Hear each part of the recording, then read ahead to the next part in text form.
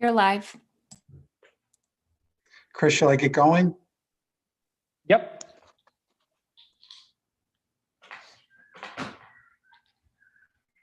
Good evening, everyone. My name is Christopher Coretta. I'll be chairing this evening's meeting. I'm an associate real estate broker living in the historic Grove Place Preservation District. I also sit on the executive committee for the Landmark Society of Western New York, as well as serve as a trustee on their board. We're meeting tonight under extraordinary circumstances. Due to state and local emergency orders requiring social distancing, we amended the Rochester Preservation Board bylaws to allow us to conduct this hearing as authorized by the governor's and mayor's emergency orders and to waive the other requirements in order to proceed with the online hearing. These waivers permit us to hold this hearing by teleconference with no in-person attendance.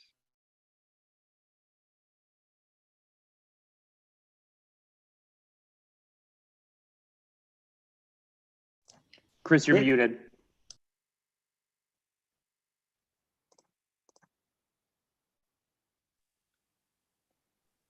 Okay, sorry. I'll start at the sort of beginning. We're meeting tonight under extraordinary circumstances due to state and local emergency orders requiring social distancing. We amended the Rochester Preservation Board bylaws to allow us to conduct this hearing as authorized by the governor's and mayor's emergency orders and to waive other requirements in order to proceed with this online hearing. These waivers permit us to hold this hearing by teleconference with no in-person attendance, allow applicant presentations by teleconference, and require all public comments, both in favor of and opposed to the application, to be submitted in writing, by email, or by hard copy document mailed to the zoning office or deposited in the secure Dropbox located in the link entrance of City Hall. All written public comments were all required to be submitted by 5 p.m. yesterday. Although this hearing has been altered for some of our normal procedures, many things still remain the same. All the normal notifications for this hearing, including mailed notice, publication, and the posting of notice, were followed. All the normal timeframes for applicant presentations and comments in favor of and opposed to the application remain the same. And most importantly, this board will hear, review, and make decisions about all the applications with the same diligence and using the same standards as required by the zoning code. Before we begin, I'd like to remind everyone that when a case is called, the applicant will be allowed 15 minutes to present. The applications are posted on the city website and available for the public to review. All applicants were advised to ensure that their applications were complete and included all information that they intend to present at this hearing this evening. As the application is presented, staff will, as reasonably as possible, show the pages of the application the applicant is addressing. Following our normal procedure, the board members may ask the applicant any questions. If during the hearing the board determines that the substantial new evidence has been submitted by the applicant during the presentation or is given in response to questions by the board, the case will be adjourned to the next announced hearing date to allow the public to review that new evidence and to submit additional comments. After the applicant's presentation is completed, staff will read into the record any comments received after the comment deadline that are not already posted on the city website. There will be no call-in comments. After all the comments have been read, the applicant will have 5 minutes to offer any testimony in rebuttal. The board will commence deliberations and voting after the public hearing of each agenda item, with the exception of any applications that are being adjourned. Please also note that if your case is approved today, a written decision will be mailed to you within 15 business days. The decision will inform you of the next steps to complete the approval process. Before we open the first case, please note that we're all volunteers. I'd like each of the board members to confirm their presence for purposes of establishing a quorum for this hearing and to introduce themselves and mention their area of expertise. We'll do this alphabetically, and if we could please start with Deborah Beardsley.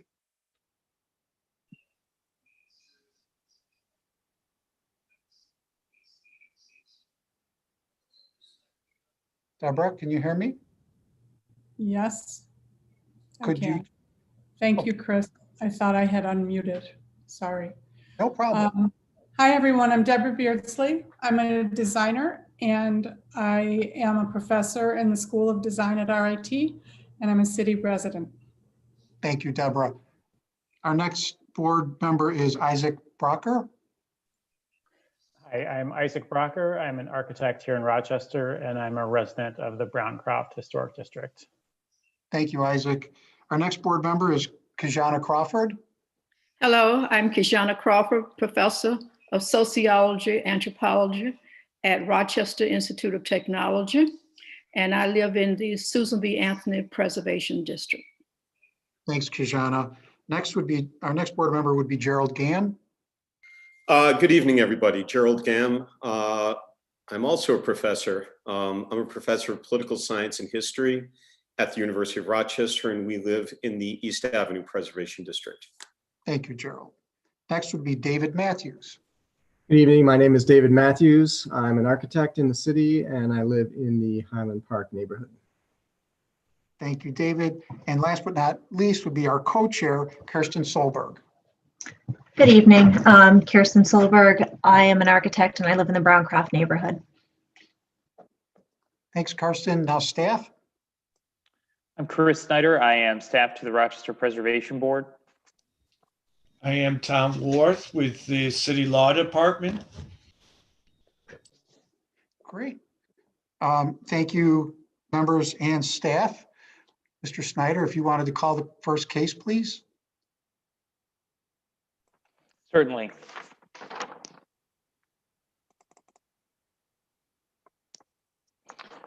The first case is case 1, file A-028-20-21 for a certificate of appropriateness at 900 East Avenue, the Georgia Eastman House. The request is to repair and replace portions of 27 wood window dormers on the George Eastman House. Chris, can I just butt in real quick? I have a question for one of our members in the wait room. Kathy Connor, do you mind telling me which case you're here to speak on? You'll have to unmute yourself. It's the George Eastman Museum, the one we're on now. Oh, perfect. Thank you. Okay, sorry. Mr. Coretta, you can proceed with swearing people in.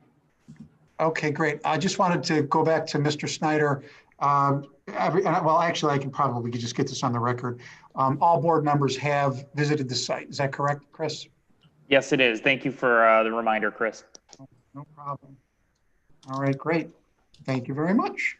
So I believe we have Mr. Osgood will be speaking on the first case. Is that correct? Mr. Osgood, are you with us?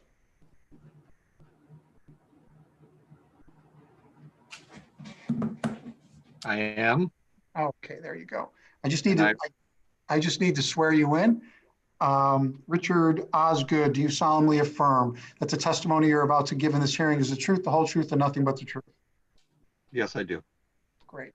Thank you very much. And we're ready for your presentation. Great. Board, thank you for the opportunity. Richard Osgood with Barrow Architecture. And I believe with me, I've heard both voices. Our Kathy Connor, who's the George Eastman Legacy Curator, and also Griff Stappenbeck, who is Senior Director of Facilities for the George Eastman Museum, in case there are any particular questions that I cannot address, or if they have other information they'd like to present, they are with us tonight. Okay, great. I hate to interrupt. I'm sorry to interrupt you again, but I just need to swear them in as well in case they have testimony. So I'll start with Kathy Connor. Do you solemnly affirm that the testimony you're about to give in the hearing is the truth, the whole truth, and nothing but the truth? Yes, I do. And Griff Stappenbeck, do you solemnly affirm that the testimony you're about to give in this hearing is the truth, the whole truth, and nothing but the truth? I do. Great. Thank you, everyone. I apologize. Please go ahead, Mr. Osgood. No problem. Thank you very much. So we are here to present a dormer repair project on the historic mansion.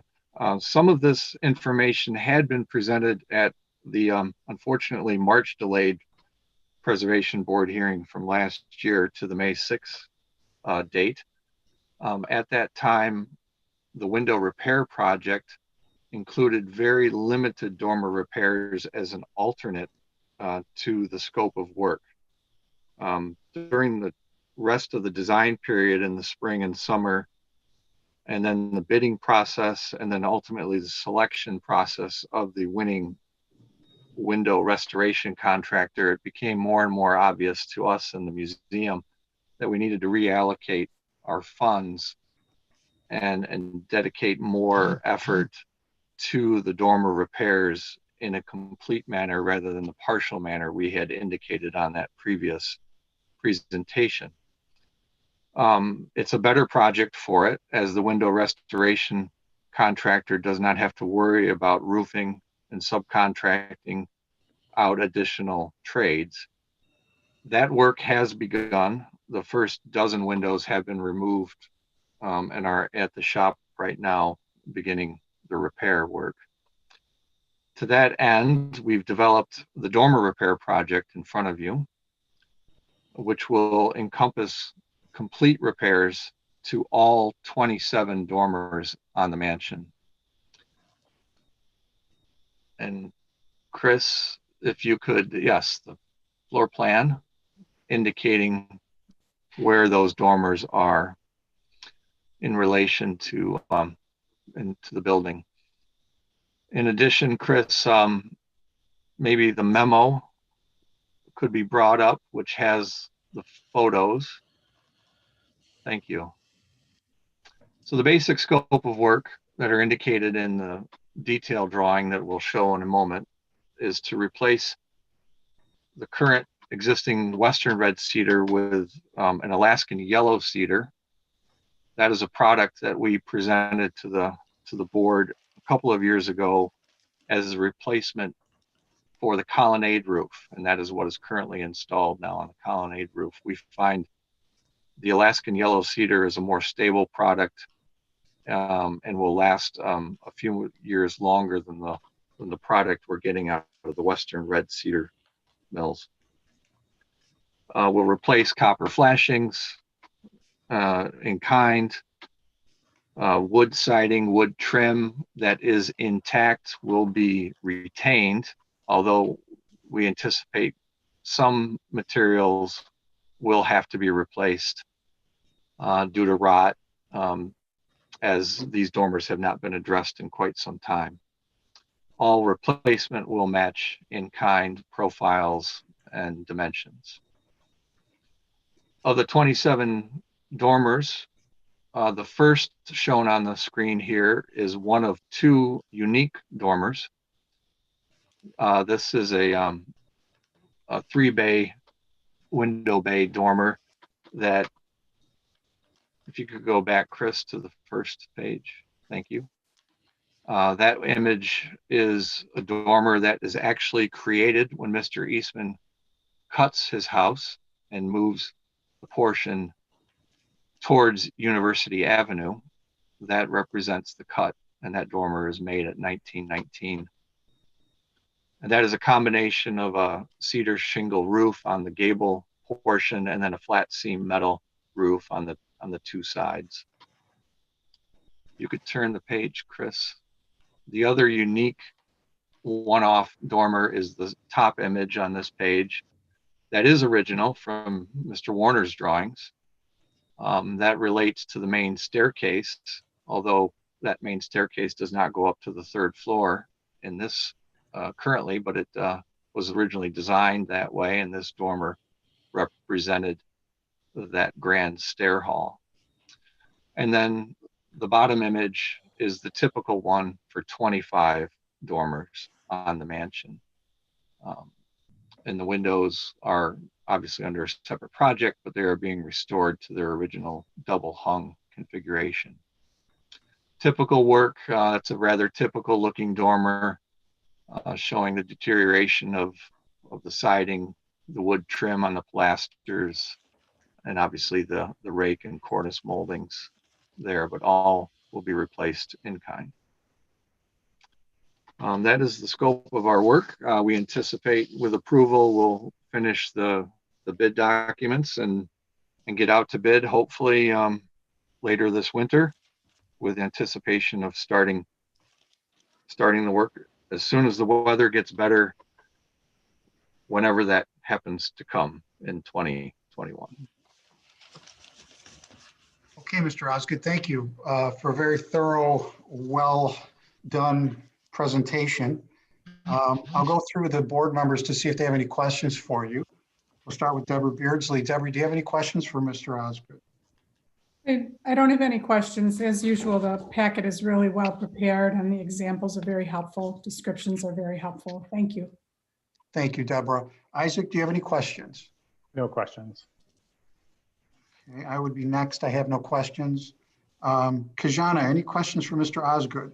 No questions. It was well written, well thought out, and thank you for helping to preserve another gem in our community. Thank you, Kajana. Gerald Gam, any questions? None at all. I agree completely with Kajana. Thank you. David Matthews, any questions? No questions. And Karsten, any questions? No questions, very thorough. Okay, great. Chris Snyder, do we have any public testimony?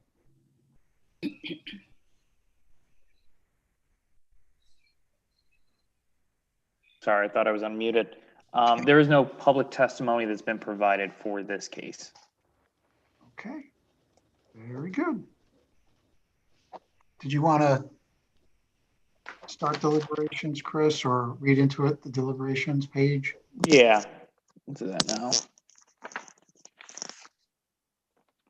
This is the deliberation for 900 East Avenue for the January 6th, 2021 hearing of the Rochester Preservation Board. During deliberations, board members review cases and take action by voting. There is no participation by applicants or the public. Very good. Thank you. I think we'll start with Deborah. Deborah, comments, thoughts? I think this proposal is 100% appropriate and very careful for this property. And I appreciate the great stewardship for the property. I think it's appropriate and very just excellent. That's all I have to say. Okay, thank you. Isaac, what are your thoughts? I agree completely with Deborah and don't have any other further comments. Okay. I would be next. I think it hits all of our guidelines. It's very well done. I would completely support this the way it sits personally. Kajana, what are your thoughts? No additional comments. Great job. I look forward to visiting after the repairs are done. And Gerald Gam? Yeah, I agree completely with my colleagues. This is just an excellent proposal and reminds us that preservation is not about standing back and letting a building gradually deteriorate over time, but that preservation requires ongoing attention. And this is exactly the right kind of attention, being sensitive to the original materials and the original design and renewing it for another generation.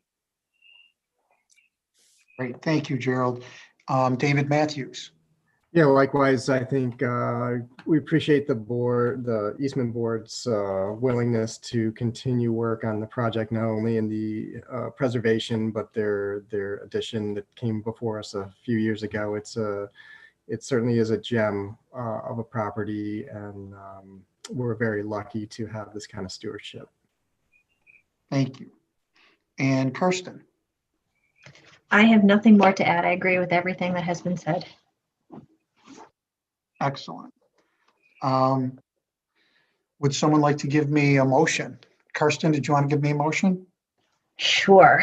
I would like to put forth a motion for case number 1, file number A-028-20-20-21, to approve the repair and replacement of portions of 27 wood windows and dormers on the George Eastman House as proposed. Second. So a motion has been made by Karsten Solberg and seconded by Kajana Crawford. I will go down alphabetically and ask each board member to vote. We'll start with Deborah Beardsley. Deborah, do you vote yay or nay on that motion? I vote yay. Deborah Beardsley is a yay. Isaac Brocker. I vote yay. Isaac Brocker votes yay. I would be next. Christopher Coretta. I vote yay. Kajana Crawford. I vote yay. Kajana Crawford votes yay.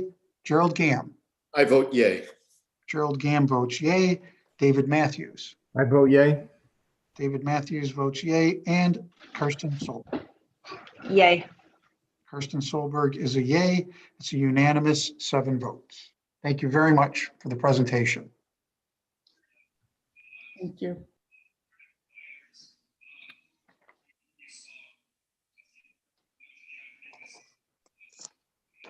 The next case tonight is case number 2,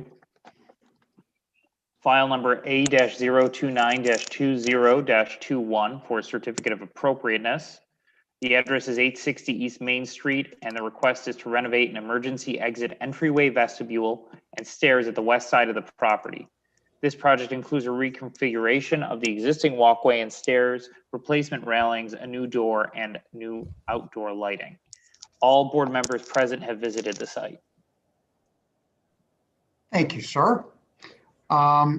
Is Jennifer here for Barrow, or will Mr. Osgood be doing this one as well? No, Jennifer Ahrens is here. Oh, great. Jennifer, anyone else be giving us any testimony this evening? No, it's just me today. Great. So I will swear you in. Jennifer Ahrens, do you solemnly affirm that the testimony you're about to give in this hearing is the truth, the whole truth, and nothing but the truth? Yes, I do. Great. Thank you. And we're ready for your presentation. Okay, thank you.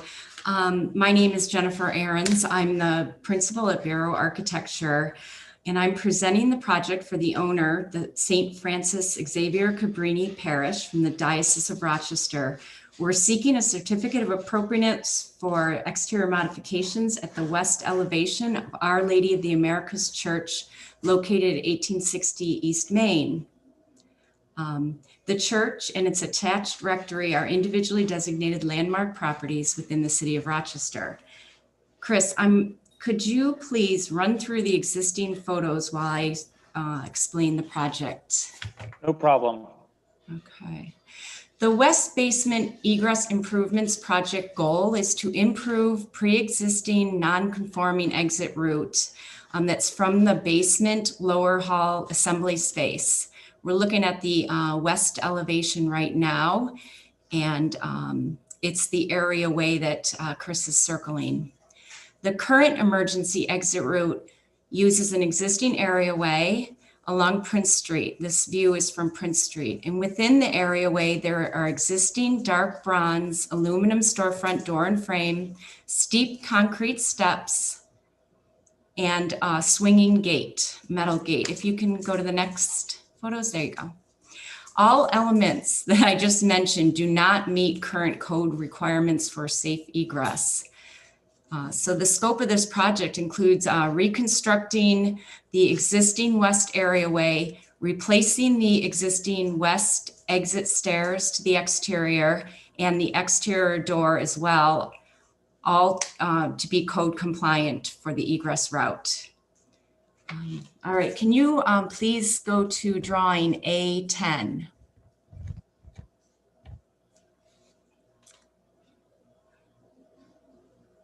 Thank you, yep. Okay, so the work proposed includes enlarging the door that you see there, enlarging the masonry opening, and this includes lowering the depth of the areaway, providing the new cast-in-place concrete stairs and simple handrails at either side of the steps that lead up to a concrete sidewalk that connects to the main public sidewalk along East Main Street. The proposed areaway walls, steps, and slab, they're all going to be constructed of cast-in-place concrete, and the retaining walls are going to be topped with a metal guard. Next, there's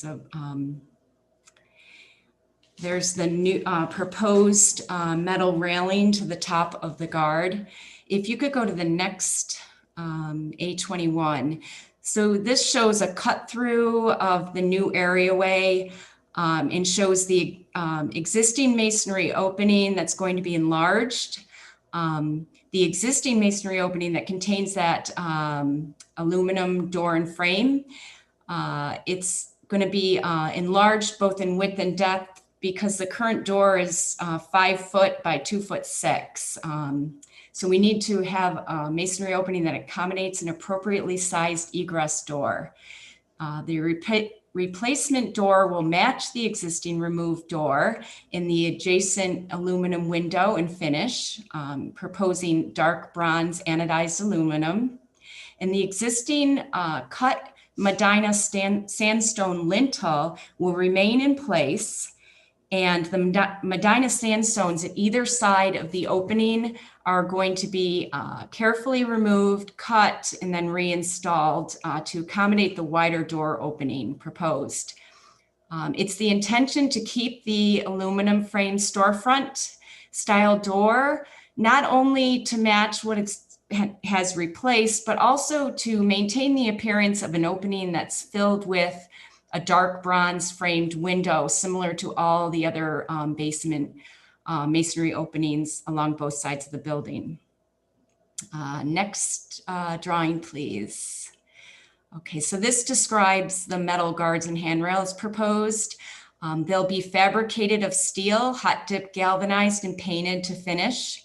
The guard design uses elements from the 2 existing metal handrails and guards on the site at the other 2 secondary church entrances, one on the southeast corner of the building, which is the accessible entry, and the other at the west transept. So the baluster elements and the spacing will reflect the design of the 2. Let's see, the last remaining, if you could go back one drawing, shows the proposed exterior light that will be centered and mounted above the 2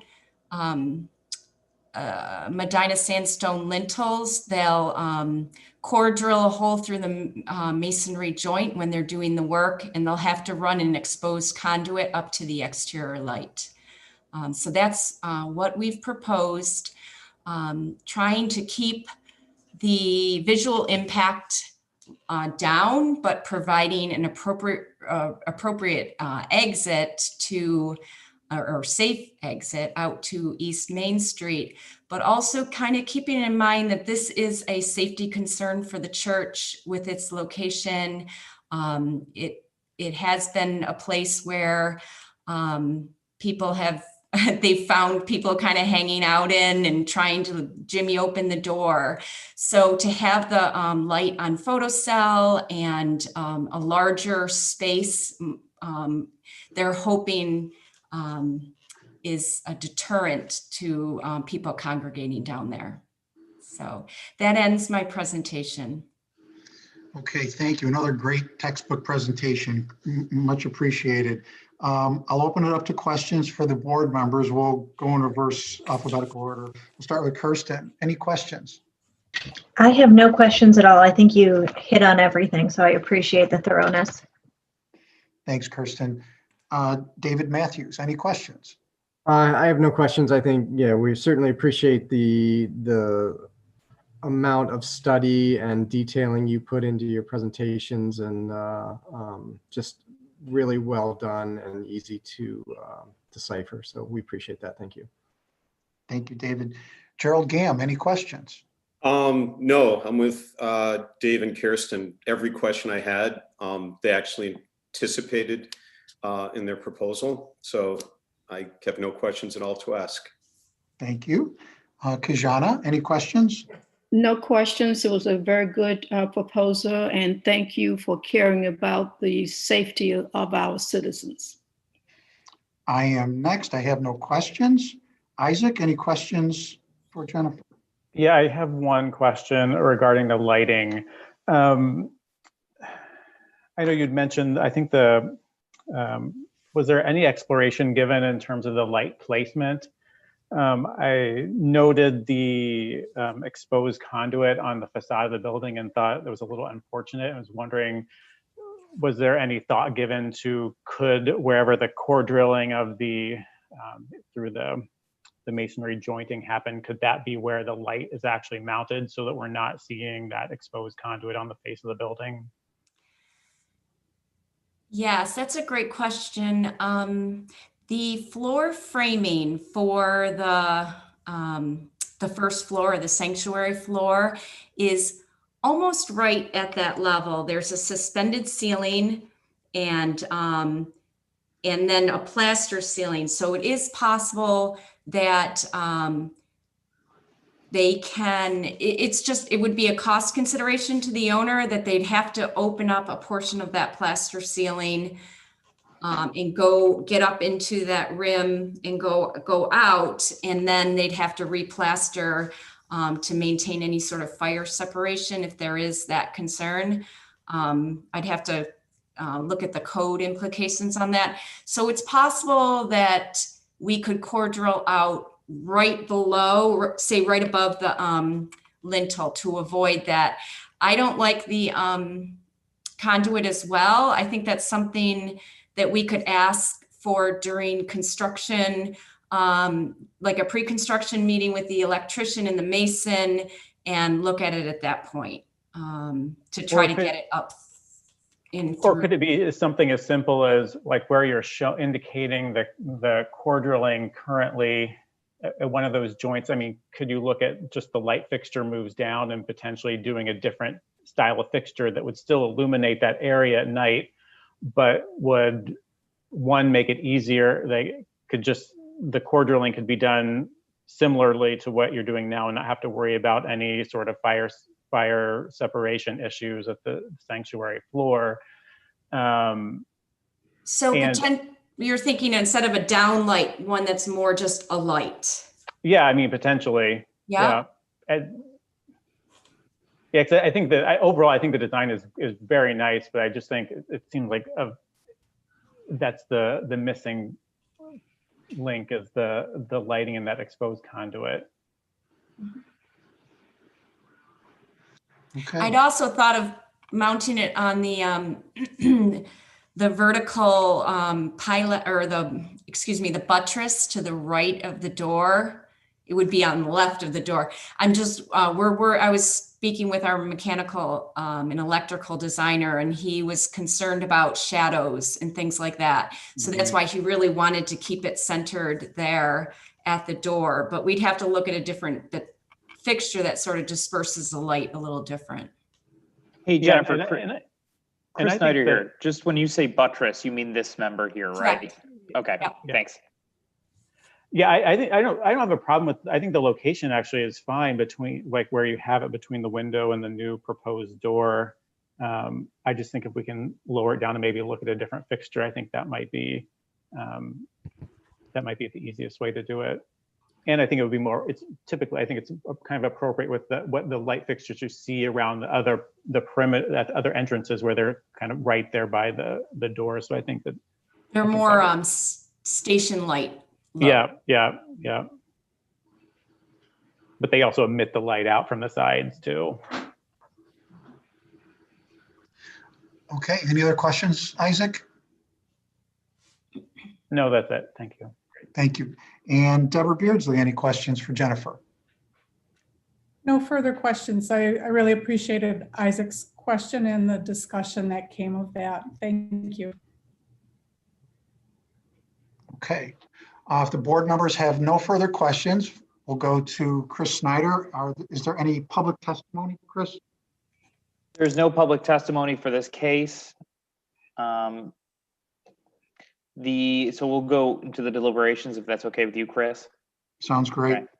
And just as a note to members of the public, all public testimony or public comments were required to be provided yesterday by 5 p.m. for inclusion in this hearing. The deliberation statements. So these are the deliberations for 860 East Main Street, case A-029-20-21 for the January 6th hearing of the Rochester Preservation Board. During deliberations, board members review cases and take action by voting. There is no participation by applicants or the public. Thanks, Chris. So Kirsten, we'll start with you. Your thoughts on it and also your thoughts on the lighting, the conduit. Sure. I mean, I'm fully in support of this proposal. It's understood the need to make it accessible and connect it to the existing sidewalk system and to bring light to the area, open it up, make it more safe for the users of the church. So all of that makes complete sense. And I think all of the aesthetic decisions that were proposed are in keeping with the existing conditions. Isaac's comment about the conduit, yeah, I agree. If there's a solution that is, easily addresses the problem, of course, I think we'd like to see that happen. It is an unfortunate little blip in the proposal. I can't imagine that even if you put them on the buttresses, I'm imagining you still have to run conduit in some fashion. Mm-hmm. So I don't know if that solves the problem. It's not, for me, it's not the conduit, it's that it's crossing over the masonry, which is unfortunate. Or the lintel, I'm sorry. So those are my comments. And if, Jennifer, if you think there is a solution, I would like to see that employed. Do you think the color of the conduit could make a difference? Something as easy as that? Is that a solution? I mean, I think it will generally disappear, particularly that it is almost at grade. I don't think it's a deal breaker for me. Okay. All right, great. Thank you. Dave Matthews. Yeah, I certainly appreciate the amount of detail that went into, picking the railings to match and be compatible with others on the site. And, this is a small project, but involves an incredible amount of study and detailing all the same. So I'm certainly in support. If there is a way to get rid of the conduit through the core drilling, that would be great. I guess a consideration, if the light was lowered, would there be, it looks like that light fixture is pretty bulky and tamper proof. And I would hate to see something that was lowered and then, had make some ability to tamper with it a little bit. So maybe that's another consideration. Again, if it's not a deal breaker, but I think certainly trying to explore some options for, the conduit placement or removal would be great. Okay, thank you, David. Next would be Gerald Gamm. Gerald, what are your thoughts, please? I'm still in agreement with Kirsten and with Dave. I think this is a terrific proposal. I mean, this is a part of the building that is not easily visible from East Main Street. And they're taking every step they can to put in a suitable egress that's consistent with the materials and the design of the building and respecting the stonework of the building. And I agree with Kirsten and Dave. If there's a practical way to get electricity to that light fixture without putting a conduit over the lintel, I would like the proposal even more. I support the proposal as written, but I would urge the owners of the building and Barrow Architecture to see if there's any way at all to get electricity to the light without running conduit over the lintel. Thank you, sir. Kajana Crawford, what are your thoughts, please? I agree with my previous colleagues, and so I have nothing further to add. Okay, thank you. I'm next. I would totally agree with my colleagues. If something can be done, great. If not, it's not a deal breaker for me. Isaac? Yeah, I would agree with the previous comments. I think it's a good proposal that fits with the existing building. Again, I think we should, the design team should seriously consider moving that light down so it's coming out lower below the lintel and looking at an alternate fixture for that. Okay, thank you. And Deborah Beardsley. I think this is a really careful, well-integrated plan, and I agree with my colleagues about doing anything possible to eliminate the unnecessary conduit for the lighting. Great. Okay. It sounds like we're all pretty much in agreement. Can I get a motion from maybe Chris, before we do that, can some of the board members maybe make a point of the design materials and overall design of the project? A lot of those deliberations had to do with the light fixture component, which is important. But if we could just get a little bit more conversation about the appropriateness of other pieces, just for the record. Gerald, do you want to add anything to that? Sure. I began speaking to that, but that's a good point. As I looked at the building, I noticed the stonework, the Medina stone, and they go out of their way to point out they can't quarry new stone, and they need to widen the door opening for code reasons. And part of what impresses me so much about their project is the commitment to preserving the existing stone, removing what needs to be removed so that they can trim the stone, and then they're going to put the original stone back in place to make room for the door. I like too that the materials they're using, the bronze finished aluminum, give the appearance similar to other lower windows on the building, and that overall it is an unobtrusive, well-designed solution to a problem that will leave the space better looking than it looks now. The railing, for example, is a much, much better treatment than what's currently in place. And so for all these reasons, I think the proposal is consistent with the building, consistent with preservation standards. Great, thank you very much, Gerald. Okay. Isaac, did you want to give us a motion? I move in, do I need to state the case, the file number too? Yes, please. File number A-09-20-21, and the address is 860 East Main Street, to renovate the existing emergency exit entryway vestibule as designed, with the exception of modifying the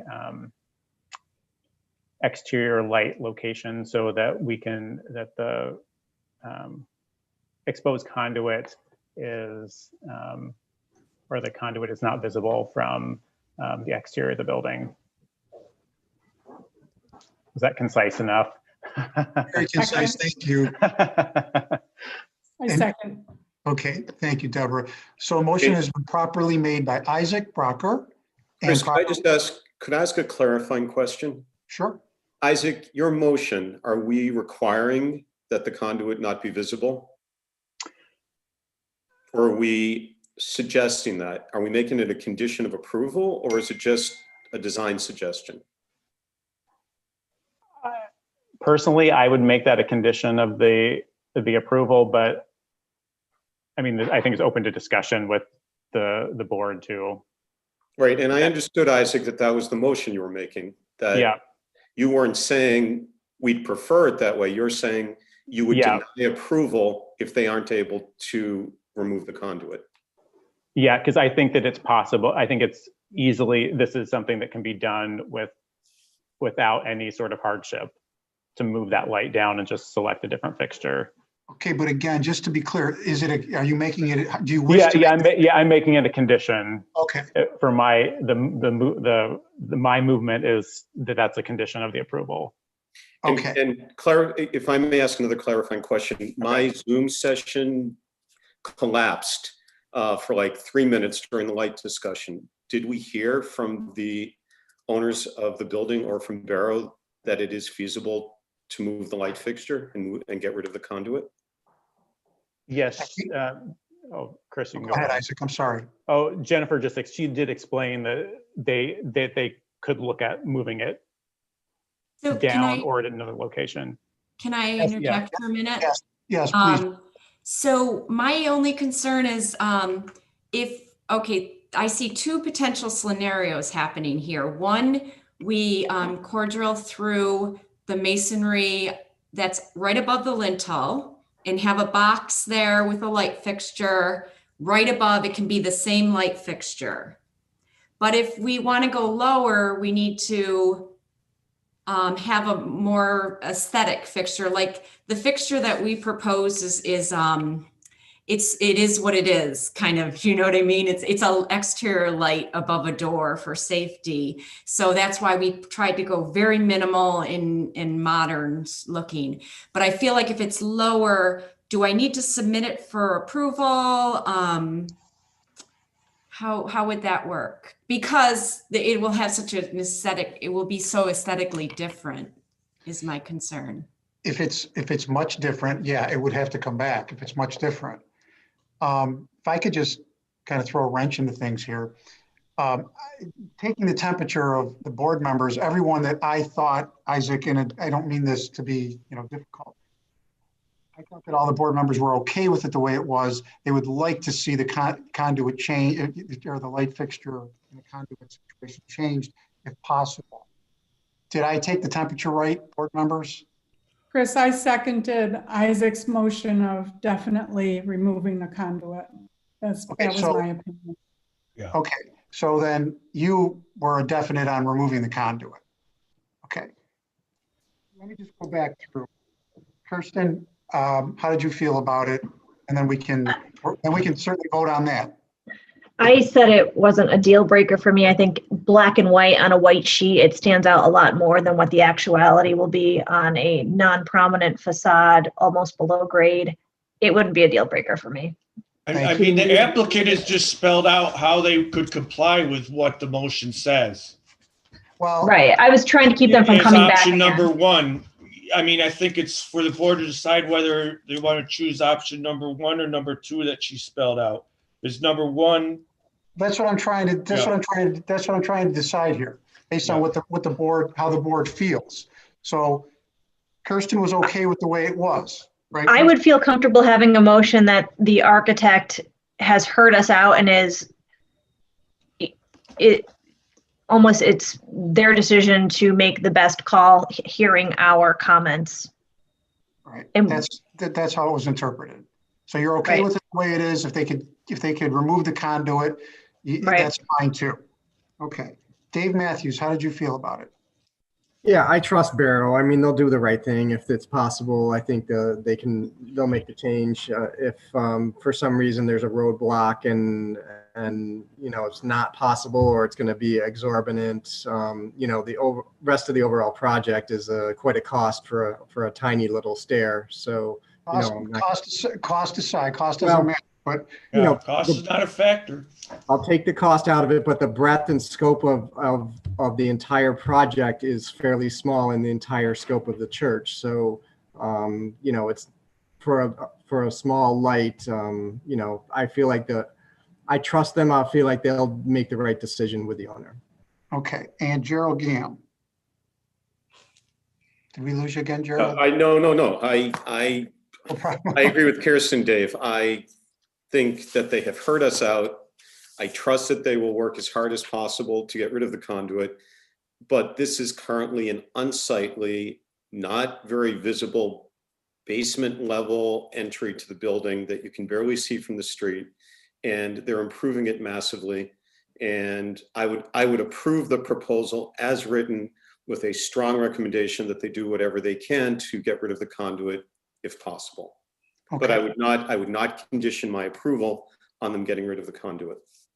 Gotcha. Kajana? I'm sorry. I'm just going alphabetically. Okay, all right.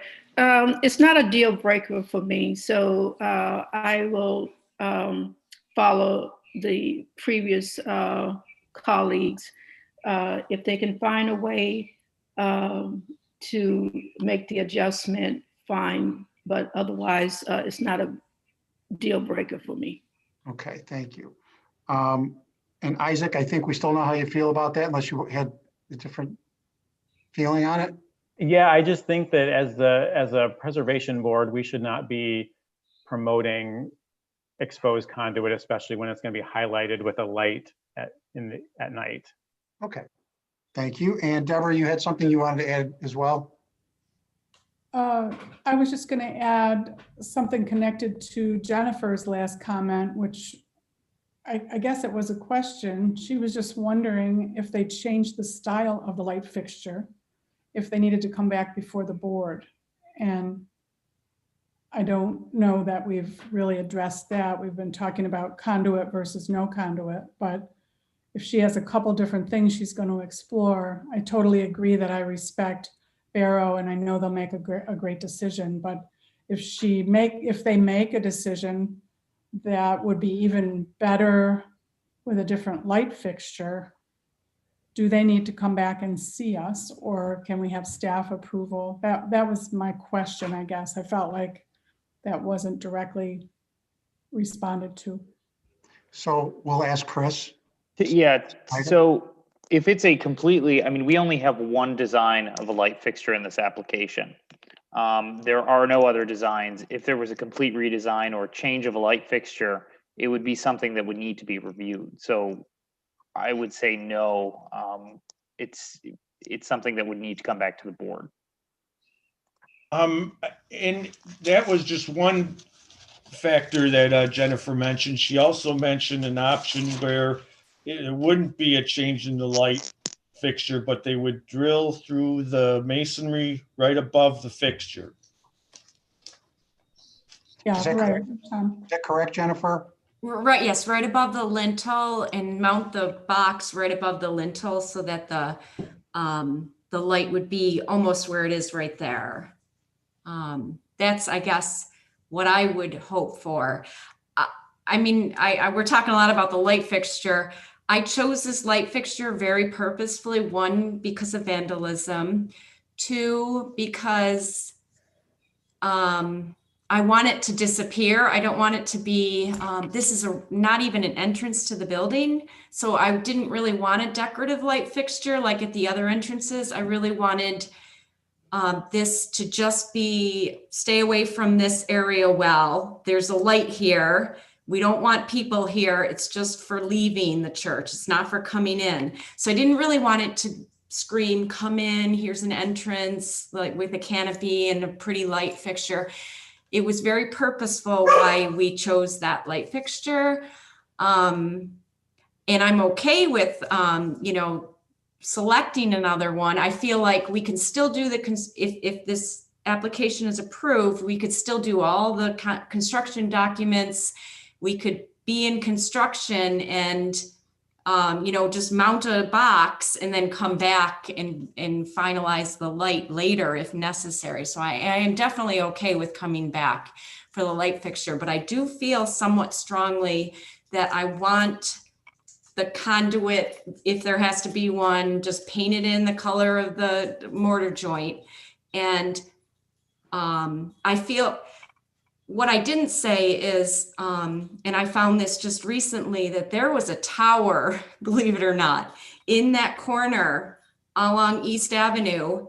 There was actually a bell tower at this location of the church that was taken away many years. Yeah, right there. There was a bell tower.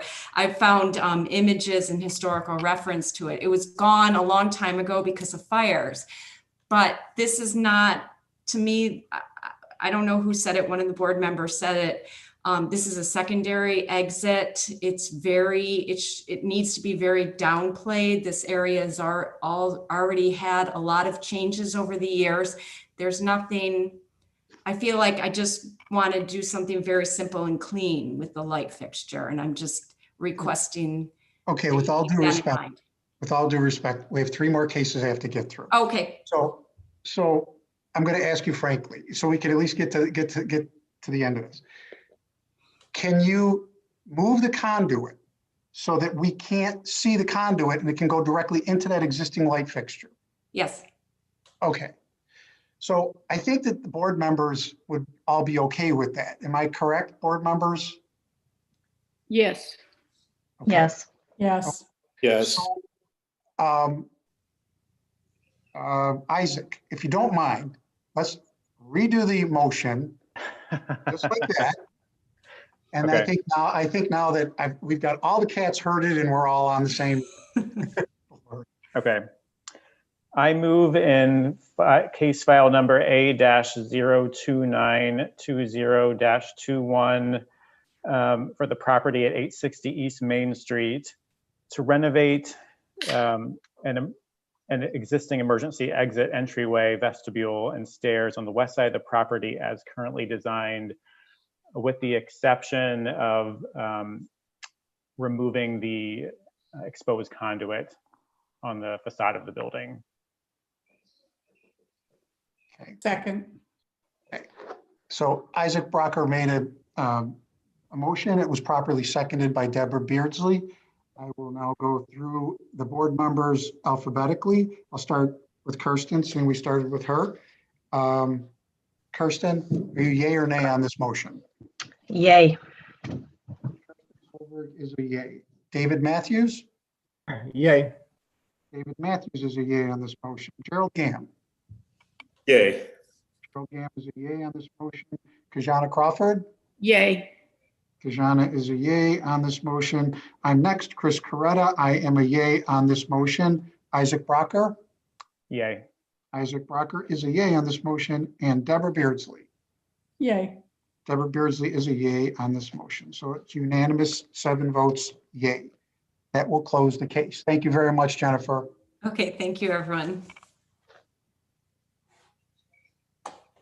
Okay, the third case tonight, case 3, is file A-030-20-21 for a certificate of appropriateness. The address is 1133 Mount Hope Avenue, the Mount Hope Cemetery. The purpose is to review alterations proposed to specific portions of Mount Hope Cemetery. This project includes a redesign of portions of the park for the placement of new landscaping, pedestrian paths, and columbariums. I do want to, so all board members present visited the site. I do want to point out a couple corrections to the staff report.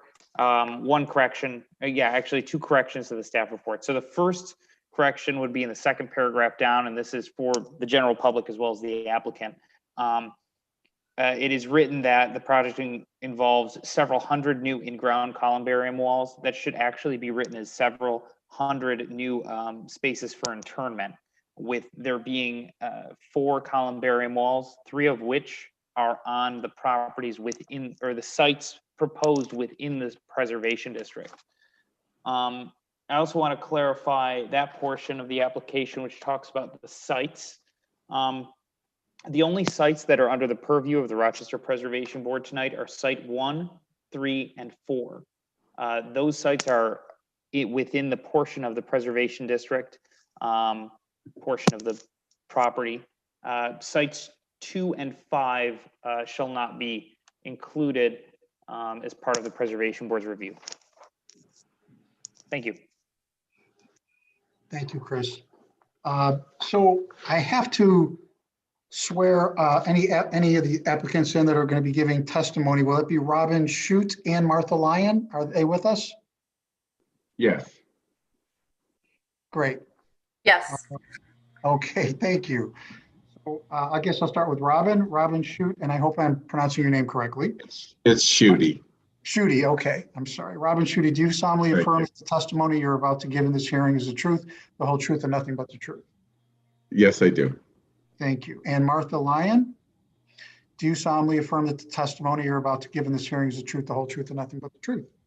Yes, I do. Great. Thank you very much. And we're ready for your presentation. I'm going to be presenting on behalf of the city. Before I begin, I just wanted to ask Robin if you wanted to say anything. No, I think we can just go ahead. Okay, great. Thank you. Thank you for seeing us tonight. This is a project to obtain a certificate of appropriateness for enhancements to 3 sites at Mount Hope Cemetery. The purpose of this is to introduce some new burial sites in the context of this lovely historic landscape. The project was an outgrowth of a master plan that was done in 2016. And one of the purposes of the plan was to try to address a situation at Mount Hope, which is quite dire in the sense that it is almost completely out of burial space. And in order to sustain the property long-term, there's a need to create additional. As was mentioned, 3 of the 5, there are going to be 5 sites in total that will be part of this project. Only 3 of them are part of the Mount Hope Avenue Preservation District. But I did want to mention that in 2018, the entire cemetery was put on the National Register. And funding for the project is coming out of the capital improvement budget for the city. So the goals are to provide, find more burial space and add it. At the same time, beautify the historic landscape. And then, as I said, make the cemetery self-sustaining. And all of the projects, we worked very hard to make the enhancements visually compatible with the surrounding landscape. And then also to try to introduce a quality of design that would complement the surrounding for each of these sites. And I think, Chris, it's going to be more helpful if we look at the, except they're rotated. Is it possible for you to rotate? Yeah, so I'm rotating. I'll bring it back up. You want to go through the PowerPoint? Yeah, I'm not going to go through all of it, but yeah, if you could rotate that, that would be great. And start on slide 4.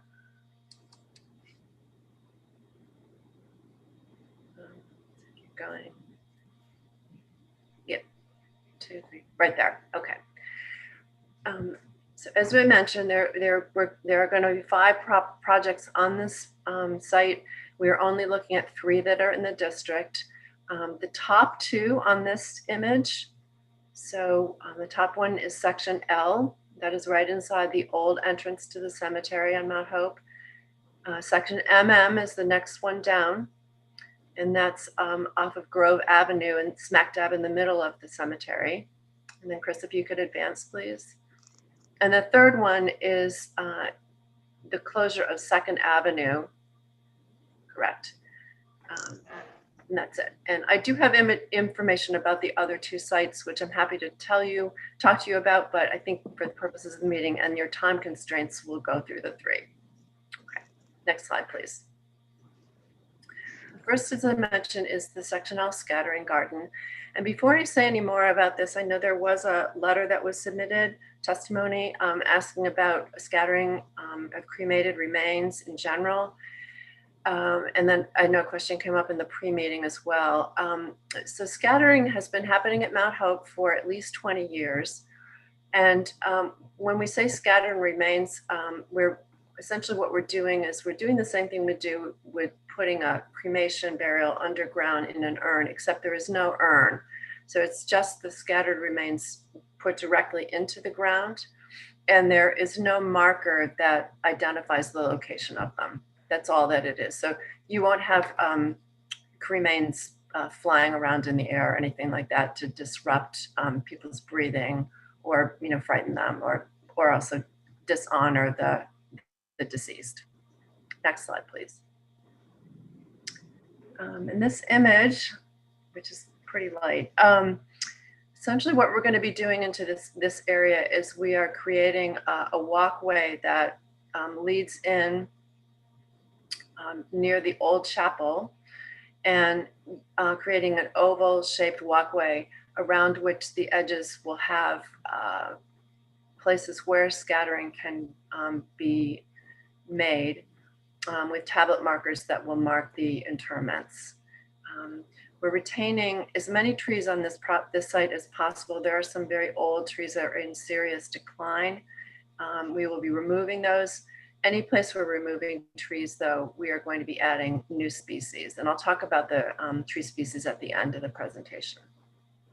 Next slide, please. Okay, section MM. There was also a question, I think, in the pre-meeting about this location. It's a difficult site to photograph. And I think what you're seeing in this image is the view in section MM that will be enhanced by this project. So you can see in the distance, there's a burial site that right now is not very visible, and we're going to be opening up the view to this as part of it. But the project itself is happening on the left, towards the left side of this image. Next slide, please. This project is going to involve establishing a very gently curving pathway that will lead from Grove Avenue down a slope, and at the bottom of the slope, which would be the top of this image, there will be a small intimate gathering space. And the back side of that will be the Columbarium wall that will provide some space for niches of cremated remains. And then a bench that curves around the space and provides a spot for visitors to be able to view the burial sites to the north. And if you look on the next slide, please. This is a design of the columbarium structure itself. So part of it will be the niche wall, and then part of it will be a bench, and all of it will be made out of granite. Next slide, please.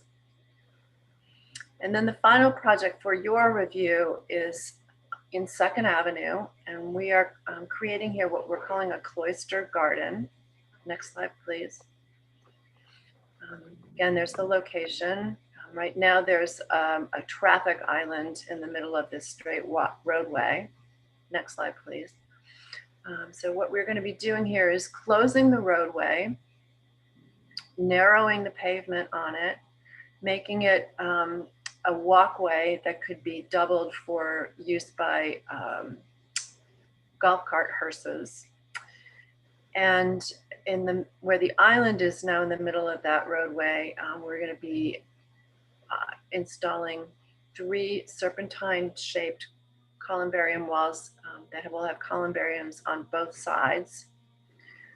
The larger wall in the middle faces west, and from that location, there's a beautiful view of the University of Rochester Library Tower. There'll be seating.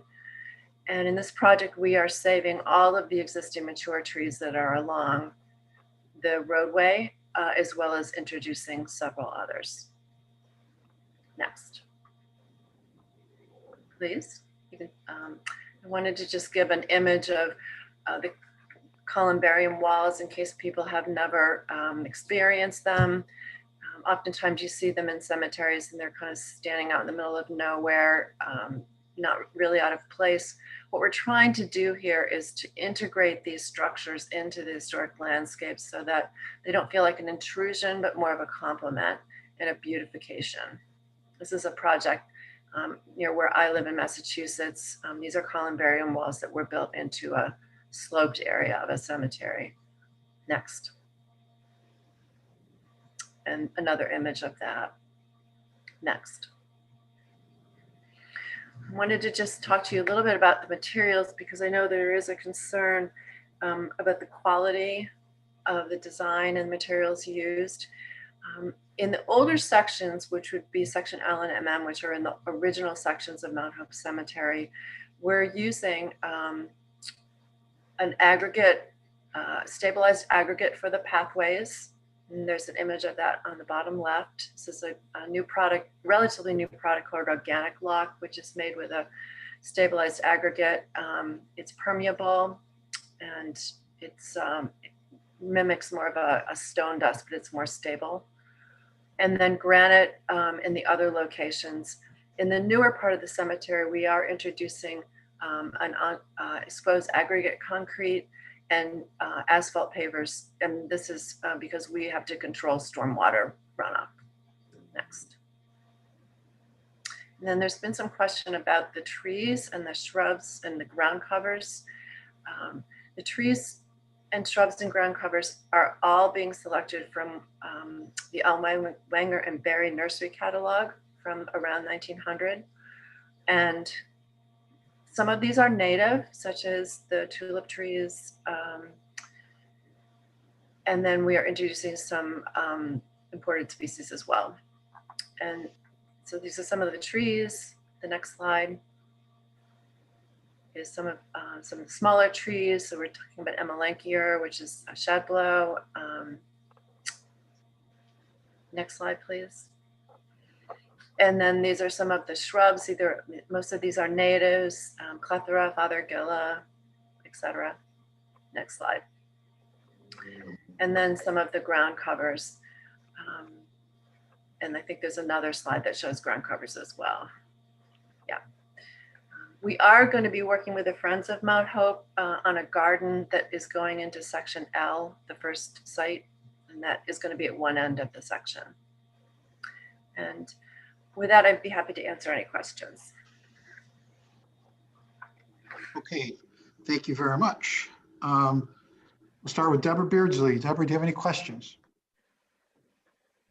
Hi there. I think this is a really careful, fascinating proposal. I really appreciate the amount of detail and attention. I don't have any questions at this time. I think it's very appropriate. Thank you. Isaac, any questions? Just one. I think this is a great proposal. I think it's very sympathetic to the historic landscape of the cemetery. My question was about, you mentioned there are some diseased trees. Approximately how many trees are being removed and then how many are being replaced? Because obviously trees are very important to, in a cemetery, the historic landscape.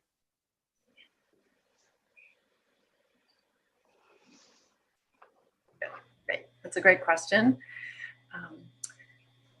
Section L, again, which is in the near the old chapel, what we are removing there are some quite mature and in decline evergreen trees, spruces and some cedars that are growing on the north side of the site. And these are trees that I think have really outlived their usefulness. And what we're doing is trying to replace them with more robust species that will endure and also eventually recreate the character of that space and support it. So that would be true there. In section MM, all of the trees that we are removing from that site are Norway maples. And the city is really trying to attempt to control the spread of those because they are so invasive. And they're all throughout Mount Hope Cemetery. So it's going to be a small attempt to get a handle on that problem. And what we will be replacing them with are all native species and species that are not invasive. And then in section, Second Avenue, as I mentioned, we are retaining all of the mature trees that are there. So we are not removing any. Okay, thank you. Any other questions, Isaac? No, that's it. Okay. I have no questions. Thank you. Kajana? I have no questions. I just think it's a sound proposal, and what you're proposing is visually compatible with the surroundings. So thank you for continuing to preserve Mount Hope Cemetery. Thank you, Kajana. Gerald Gamm, any questions? I have no questions either. Thanks, Gerald. David Matthews, any questions? I just have a clarification on the fourth site, the Second Avenue Cloister Garden. There's a existing columbarium, and that's planned to be removed, right? And then replacing with the new one, the new configuration. Correct. That's correct. And all of the interments that are currently in that columbarium structure, which incidentally is falling apart, are going to be reinterred in the new Cloister Garden. Okay. That was my only question. Thank you. Thanks, David. And Kirsten, any questions? My only question was in a few of the plans, there was notes for some of the existing granite markers to be stockpiled. What does that mean for the plan? Does that mean they're just removed from the cemetery or they're relocated? Just curious what the intent was. I think the only marker that is getting removed and stockpiled is in section L. And yeah, so that is a marker that was placed to hold the names of those who were interred in that area by scattering. and we are moving it to slightly northern location, and it's going to be integrated into the Friends Garden. Okay. believe I that- only asked. Go ahead. I just noticed that they were still freshly being, there was still stuff there, and wondering how much of our job is to preserve the memory of what was on a site, but to know that they still exist and they're going to be relocated, I guess was my question. So thank you. Okay. If the board has no further questions, we'll go to Chris Snyder and go over public testimony statements. Thank you, Chris. Yes, for this project, we did have two public testimony pieces. Please bear with me while I skim through these pages to get there.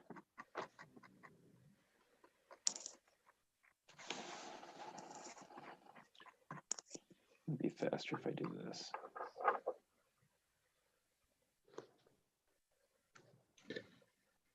Okay.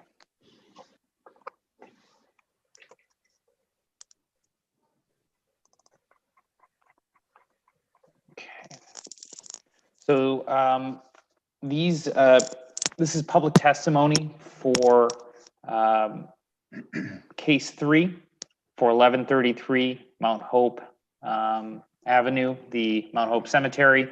Again, all public testimony for cases tonight needed to be received by 5 p.m. Yesterday, the day prior to the hearing. The first letter here comes from an anonymous citizen. Dear preservation members, I'm writing to you to express my concern with the proposed scattering garden in the Mount Hope Cemetery. After reviewing the design, I am concerned that not enough attention has been paid to keeping scatter remains on site. The prevailing wind in Rochester, New York is out to the west, out of the west. This would allow any ashes scatter on windy days or ashes left on the ground to be picked up and carried into our adjacent neighborhood. As an asthma sufferer, this would be terrible. It's bad enough when my neighbors have created bonfires. I have no idea what breathing in human remains will do to my lungs. Perhaps some type of snow fence could be created to allow scattered remains from drifts before being carried into residential areas. Ultimately, the dead belong underground or on a fireplace mantle. Please keep that away. Thank you, concerned citizen. The second letter here is from Patricia Kokoran, president of Friends of Mount Hope Cemetery. She writes, to members of the Rochester Preservation Board, the Friends of Mount Hope Cemetery, a not-for-profit, all-volunteer organization dedicated to optimizing the cemetery's potential as a cultural resource through education, preservation, and promotion of Mount Hope Cemetery's unique heritage, supports the alterations proposed to portions of Mount Hope Cemetery submitted by Robin Schutte and Martha Lyon. We have kept informed of these alterations by a series of meetings for FOMH members and the general public beginning in March 2020. We were able to provide input and have in-depth discussions about the proposed alterations with Robin Schutte and Martha Lyon, who were generous with their time and provided detailed blueprints of their proposals. We believe that this project will enhance the beauty of the cemetery, and we look forward to its completion. And those were the two letters received. Thank you. Martha and Robin, you have the opportunity to rebut anything that was said if you'd like. You're not required to, but you certainly have the right to if you'd like. I would just like to just reiterate what I said about the cremated remains and the scattering, and just to reassure the person who submitted the testimony that scattered remains are not thrown into the wind. They're interred all underground safely. Okay, thank you. Then we'll turn it back over to Chris Snyder. So we're now going to go into deliberations for this case. During deliberations, board members review cases and take action by voting. There is no participation by applicants or the public. All right, thank you, Chris. We'll start with Deborah Beardsley. Deborah, what are your thoughts on this case? I think this is an excellent application. Everything that is proposed is very detailed and well thought out and very complementary to the existing cemetery.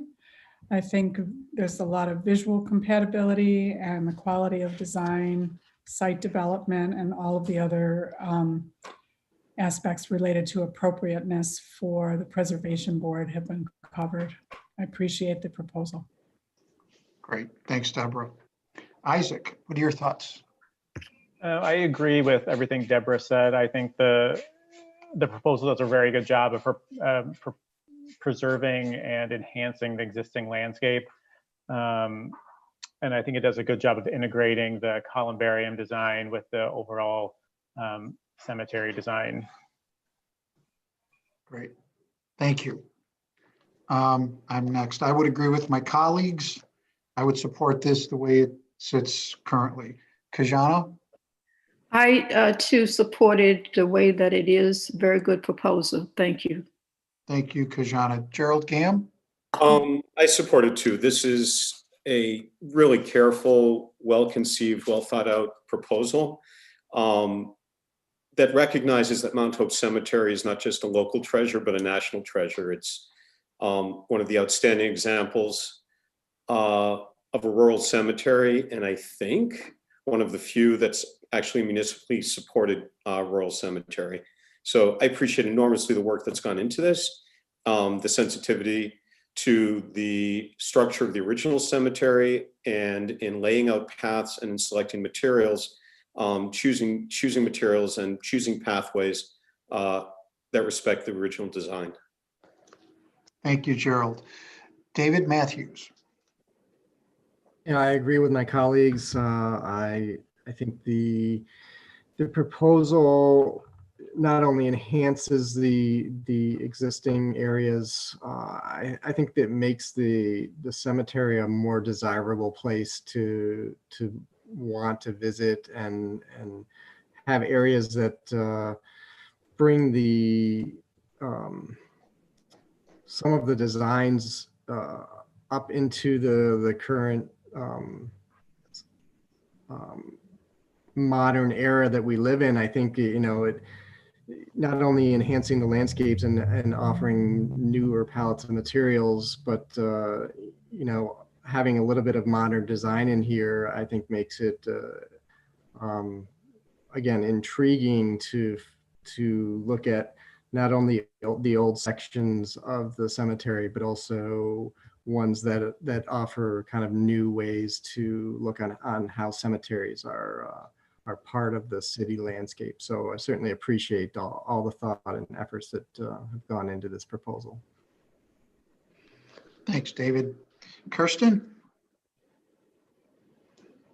Agree with everything that has been said. I think of landscape as different than architecture, and that it grows, it dies, it evolves in a different way than more stagnant buildings would. And I think this is a way to address more modern needs for the cemetery, and like Dave said, keep it relevant. And I appreciate that the choice of plantings came from the Ellwanger Berry catalog, and I think it was just a very smart way to tie back to the original Olmstedian bigger vision, but still modernize the spaces. Okay, thank you very much. If someone would like to give me a motion, Kajana, did you want to give me a motion, please? Sure. In the matter of case 3A-030-20-21 to review the address at 1133 Mount Hope Avenue. Motion to approve to review alterations proposed to specific portions of Mount Hope Cemetery. This project includes a redesign of portions of the park for the placement of new landscaping, pedestrian paths, and columbariums. Second. Who seconded that? I'm sorry. Deborah did. Deborah did. Okay, thank you. So a motion was made by Kajana Crawford and properly seconded by Deborah Beardsley. I'll go through and alphabetically and take a vote.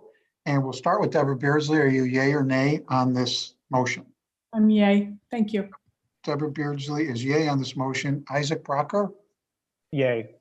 Isaac Brocker votes yay on this motion. Next would be me, Christopher Coretta. I vote yay on this motion. Kajana Crawford? Yay. Kajana Crawford votes yay on this motion. Gerald Gamm? Yay. Gerald Gamm votes yay on this motion. David Matthews? Yay. David Matthews votes yay on this motion. And Kirsten Solberg? Yay. Kirsten Solberg votes yay. It's a 7 unanimous votes. Thank you very much. And that would close that case. Thank you, everybody, and stay well. Thank you. You.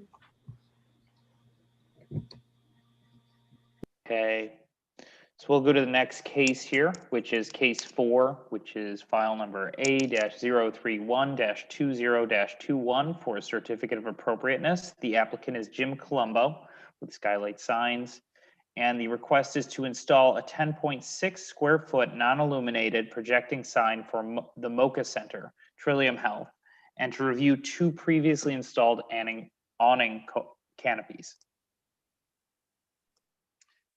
And all board members have visited the site. Thanks, Chris. thank you. Thank goodness for my checklist.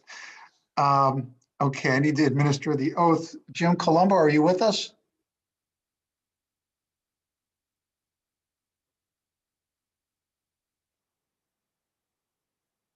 Maybe I'm mute because I heard you earlier. Jim, are you with us? That's my bad. I had him mislabeled. Oh, no problem. Just want to About now. Okay, great. I can hear you now. Thank you. There we go. Thanks a lot. You, Jim Colombo, solemnly affirm that the testimony you're about to give in this hearing is the truth, the whole truth, and nothing but the truth. I do. Great, thank you. We are ready for your presentation, sir.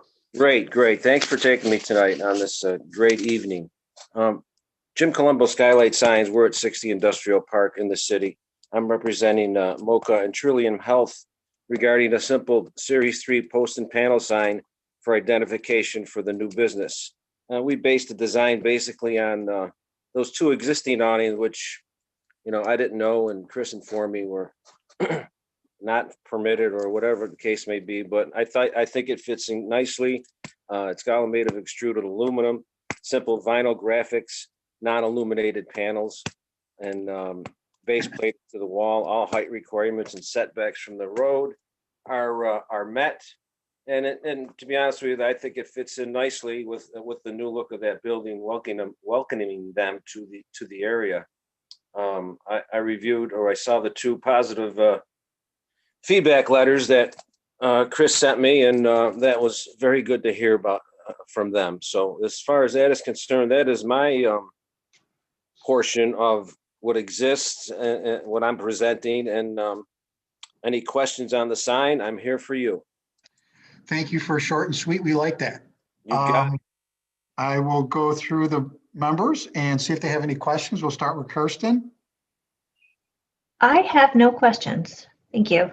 Thank you. Thanks, Dave Kirsten. Matthews, do you have any questions? I have no questions. Thank you. And Gerald Gamm, any questions for the applicant? I have no questions. It's a very straightforward application. Thank you. Kajana Crawford? I have no questions. Thank you for the application. No questions. all. I would be next. Very straightforward.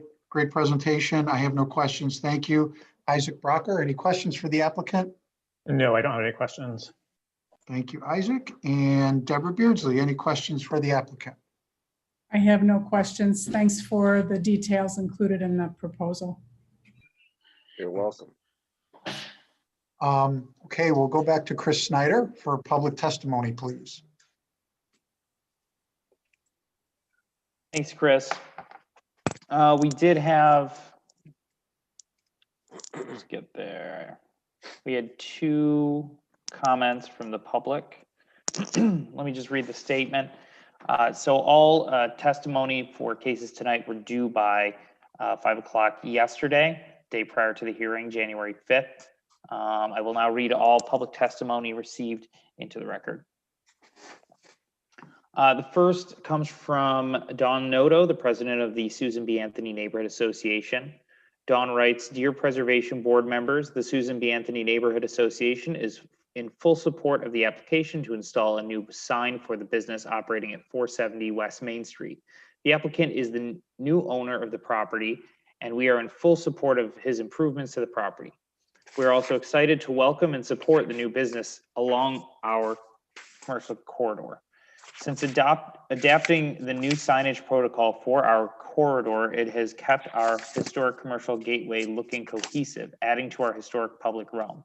We look forward to your approval of this application. Sincerely, Dawn Noto." The second is from John DeMott. John writes, "To members of the Rochester Preservation Board, as a street liaison assisting with West Main Street business development, the changes proposed in this application deserve support. The owner of 470 West Main Street is a consistent active participant in monthly meetings with West Main business owners, property owners, and city officials. Appropriate storefront appearance is an agenda topic discussed at every monthly meeting. After the new owner took possession of 470 West Main in mid-2019, other West Main stakeholders who have invested in their own vintage buildings were impressed that the building was promptly painted with a color scheme more in character with surrounding properties. This was the first of several investments by the new owner. While not an expert in preservation, a review of the applicant's sign plans shows a design quality, modest size, and compatibility with many similar projecting signs on other vintage buildings along 400 to 600 blocks of West Main Street. It fits in. The existing awnings are similarly compatible with nearby vintage style awnings in the 600 block. This application appears to contribute to the maintenance of historic character along West Main Street. Kindly consider its approval." And those are the two letters. Thanks, Chris. Mr. Colombo, you have the right to rebut any of that if you'd like. You don't have to, but you certainly are welcome to. No rebuts here. Great, thank you.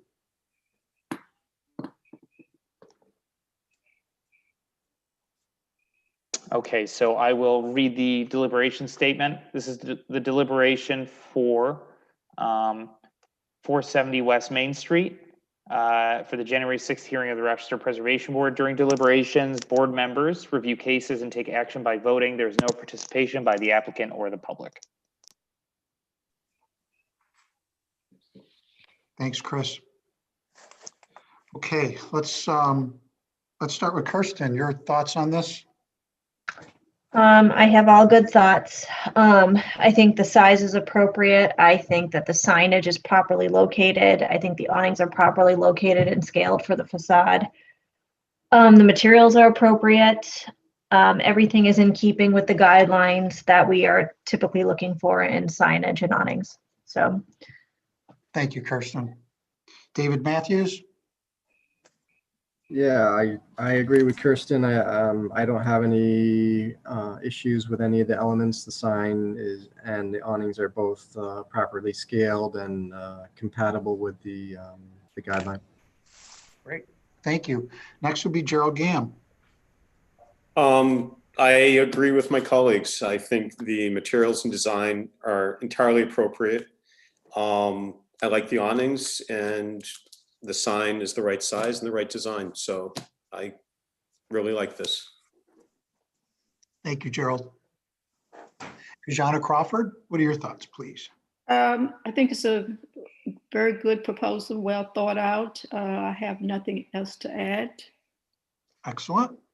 I would be next, and I would agree with my colleagues. Very well done. I would support it as is. I think it meets all of our guidelines. It's extremely appropriate. Isaac? I agree with all the other comments from the board members. I think the owner has done a very good job of enhancing the existing property with the painting and the awnings, and I think the signage will be a nice addition. So I would support this project. Thank you. And Deborah Beardsley? I agree with all comments made prior to mine, and I think it's a really appropriate and respectful proposal. Thanks, Deborah. Looking for a motion. David, did you want to give me a motion?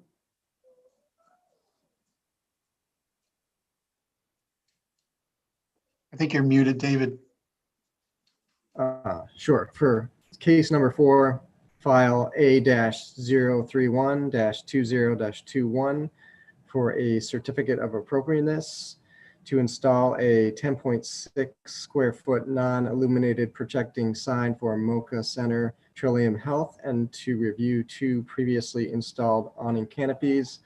I propose that we approve this proposal as presented. Second. Okay, so motion has been made by David Matthews and properly seconded by Gerald Gamm. I'll go down alphabetically and take a vote. We will start with Deborah Beardsley. Do you vote yay or nay for this motion, Deborah?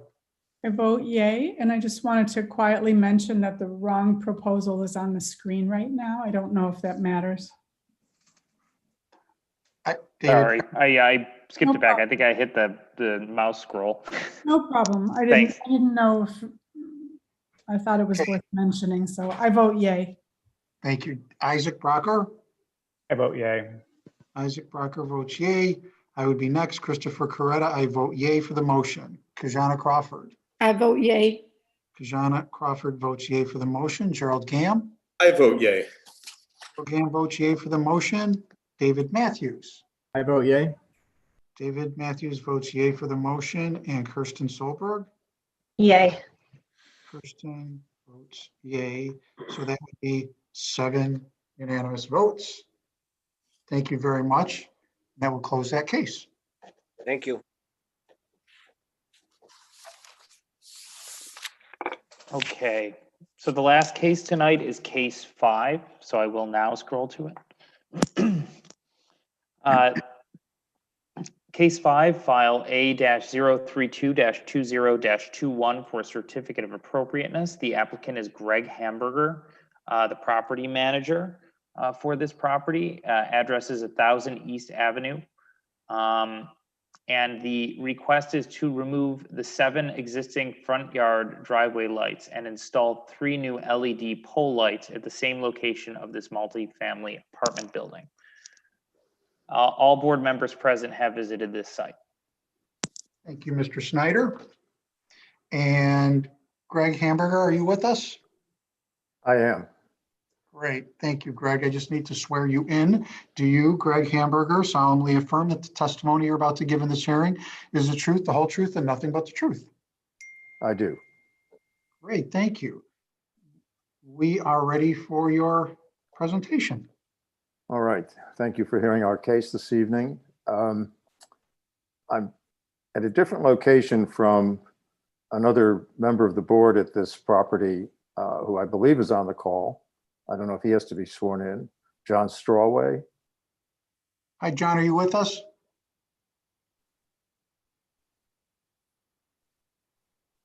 Will he be giving testimony, Greg? John, I believe you are muted. If you just want to unmute yourself. There. How about that? We can hear you, John. There we go. There we I are. just need to also swear you in. John Strawway, do you solemnly affirm that the testimony you're about to give in this hearing is the truth, the whole truth, and nothing but the truth? Yes. Thank you. And then we are ready for your presentation. All right. I think the first visual that might be helpful to everyone, although I understand you've all visited the property, is page number 9 in your packet. And I refer you to that to help give a visual sense as I try to describe the project. And I probably should say first that our goal in this effort is to provide adequate and safe lighting for people entering and exiting the property, either on foot or by vehicle, with minimal impact on the streetscape. I imagine you've all visited in daylight, but whether that be the case or not, what we first noticed in considering improvement of lighting in the front of the property is that the 7 bollard lights create an unmistakable and not necessarily positive impression as one approaches the property from the avenue. Combined with that, we've had many occasions in the last three years of these fixtures failing. The bulbs failing more frequently than one would expect. Bulbs blinking. And in addition to that, the bollards are decades old at this point and not stable in their mountings on the ground. And then the last component that went into our decision is the fact that we installed landscape lighting in this semicircular area between the two driveway entrances and the street sidewalk, and realized after installing that the landscape lighting, which is quite soft and complementary, is completely overshadowed by the bollards, which cast a brighter and more harsh light. So our proposal is, if you look, can you bring up page 9, Chris? There we go. The red lines on this Google Earth photo show what the placement of the 3 new pole lights would be. And they would replace 5, which essentially are currently placed equidistant along the semicircle. So that would place 2 of them closer to the street. And then 3 others, including 1 at the center where the new lighting would be proposed. And then in addition, there are 2 along the serpentine sidewalk that run from the street sidewalk up to the building. And we see the ability to eliminate those as part of this new proposal because the light provided by the new fixtures would be adequate. And therefore we'd eliminate 7 bollards, replace them with 3 pole lights. Now the pole lights in question, along with our desire to have adequate light with minimal impact on the streetscape, are 10 feet tall, but they are only 4 inches square. And the light fixture at top is also minimal in its size and impact. I would refer you to appendix page 21, Chris, if you would go to that. Right. At the top of the page on the left, you see the illustration of what the fixture itself looks like. And then if you go to page, sorry about that.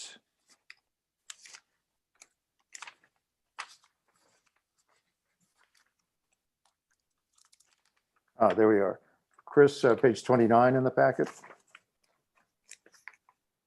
Right, and that shows the very slim profile of the poles that would be installed. And an additional feature, which goes to the point I was mentioning a few moments ago about the light being adequate and not competing with streetscape lighting, I should say landscape lighting, would be on page 22. Thank you, Chris. And this shows an external glare shield, which would be attached to each fixture. And the purpose of it is to prevent light from backflowing into the landscape lighting and the shrubs and trees, but disperse lighting downward and outward to cover the driving, walking, parking areas in question. And for purposes of comparison, we submitted pictures of several properties, 5 in fact, 3 of them residential on the avenue. The lighting that comes closest in terms of profile as to what we're proposing would be on page 11, correct. That is 11 and 12, this is Valley Manor. Chris is circling the fixture now in question, right? And the next page shows a closer shot of that. The primary difference between these and what we are proposing is that these are between 17 and 19 feet tall. That's the best estimate I could get visually when I took the photo. So that they're close to double what we were proposing, which is 10 feet max. And there are other examples on these pages. 1400 East, which would be pages 13 and 14, Chris, show both bollards and in the distance pole lights. And if we go to the next page, there's the pole light. And these, by the way, run almost as tall as what we're proposing, which is approximately 9 feet.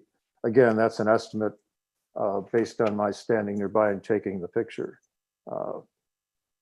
Took my 6 foot height and tried to estimate how many feet from the top of my head up to the globe light, and I came up to about 9 feet. So that's our proposal. I'm probably leaving something out. I'm not sure which or what. John, would you like to add anything? John Strawway?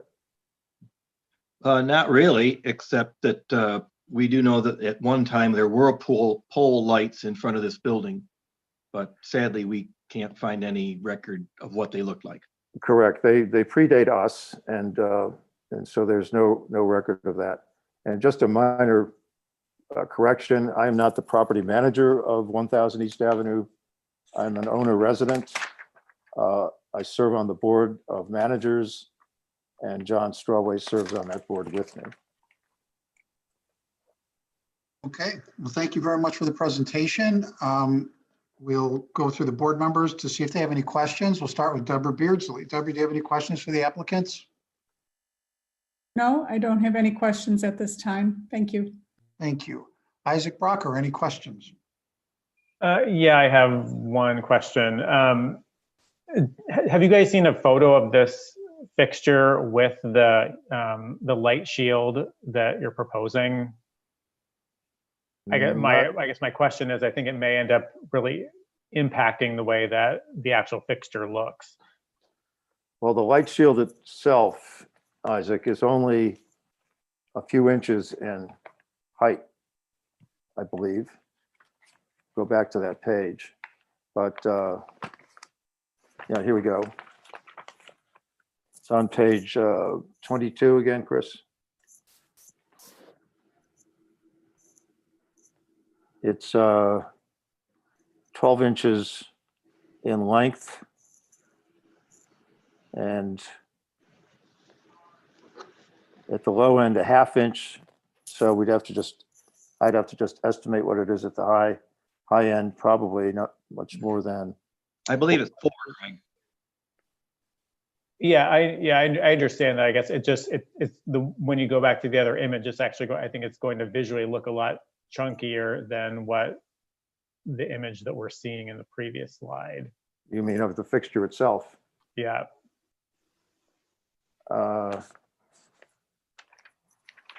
And when I also, going back to the light fixture, I am also questioning the compatibility of the pole fixture with the architecture of the mid-century architecture of the structure, the 1100 or the 1100 or 1000. 1000 building. Yeah. Good point. And I believe that our what we're attempting to accomplish here is to have as minimalist a fixture as possible, which would be as far away as we could get from a comparison to any particular architectural style. And we felt that addressed that question. And I think when looked at it opposite the building, we feel we've accomplished that that objective. Okay. I don't have anything else. Thank you. Thanks, Isaac. You mentioned I have a question next. You mentioned the landscape lighting. I'm assuming that'll stay because that wasn't part of the proposal, taking it out. Correct. Okay. That to clarify that was a replacement of previous landscape lighting that was in there since the 1980s conversion. Gotcha. Right. Okay. Well, what we have is a combination of up and down lighting. It's very soft. Mhm. And the lighting we're proposing is 3000 Kelvin, which is bright enough to illuminate, but would actually not be as bright as what's there now. And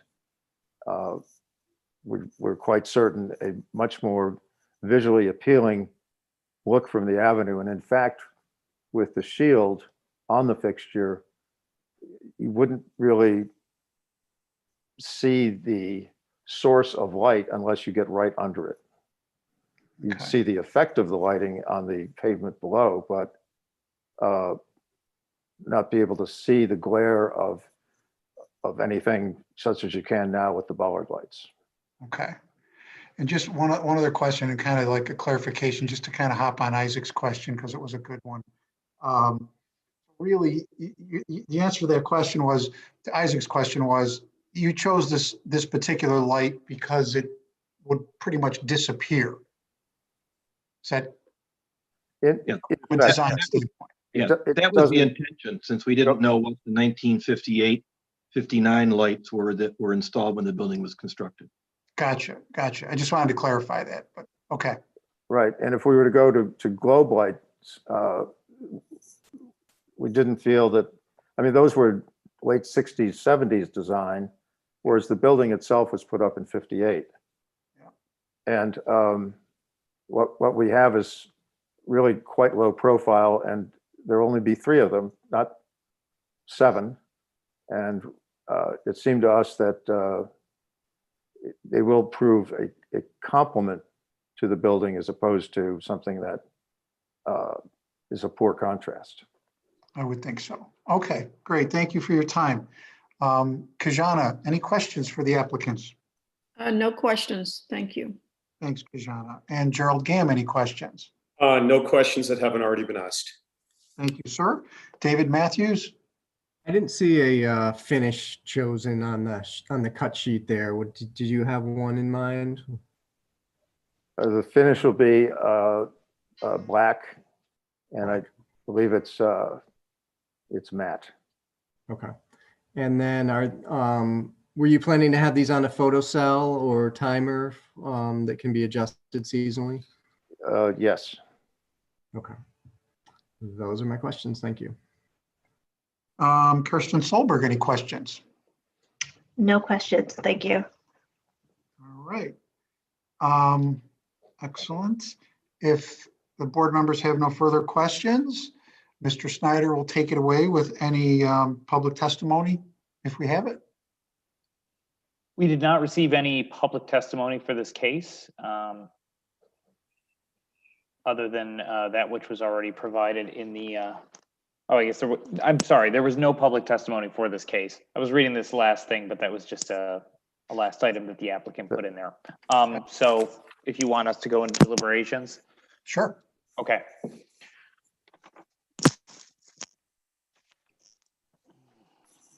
Go ahead.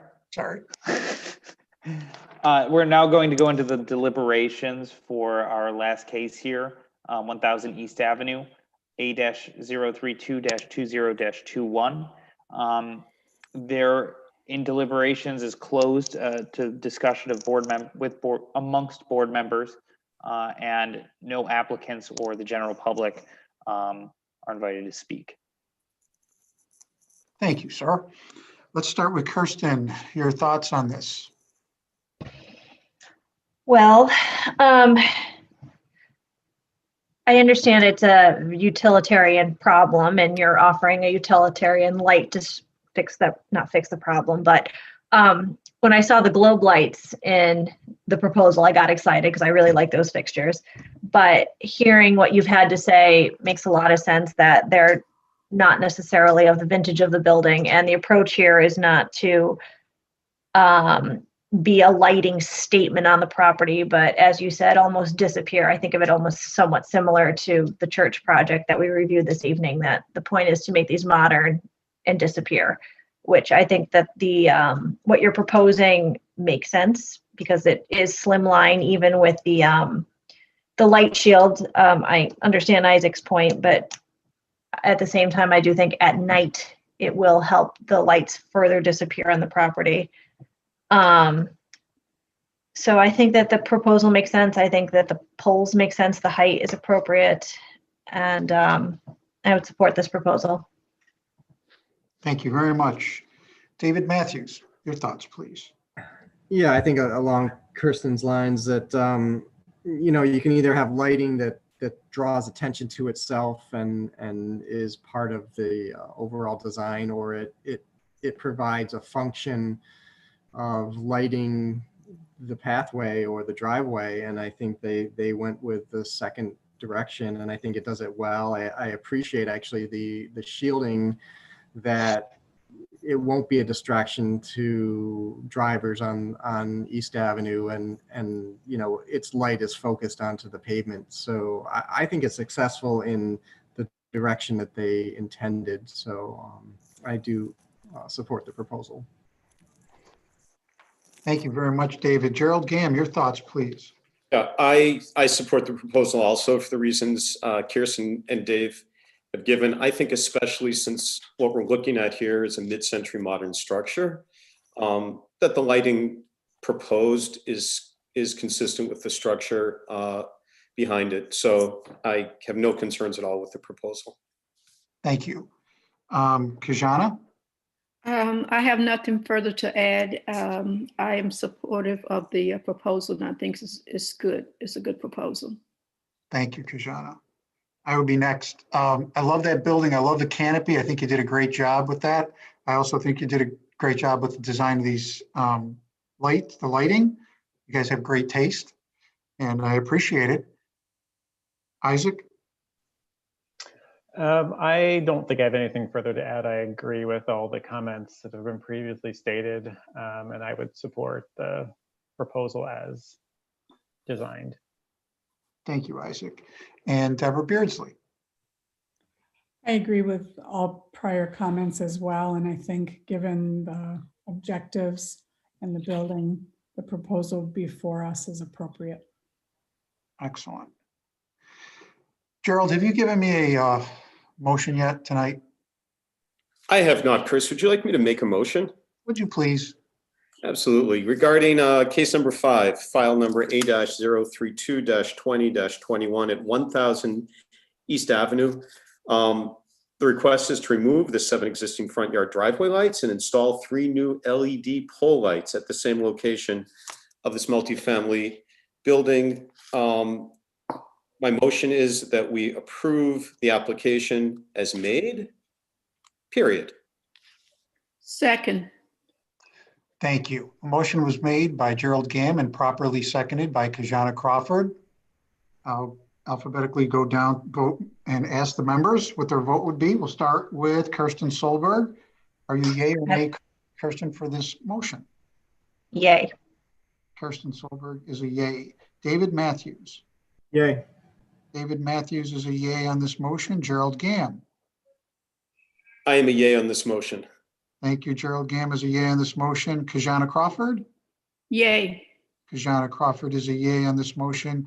Next would be me, Christopher Coretta. I am a yay on this motion. Isaac Brocker?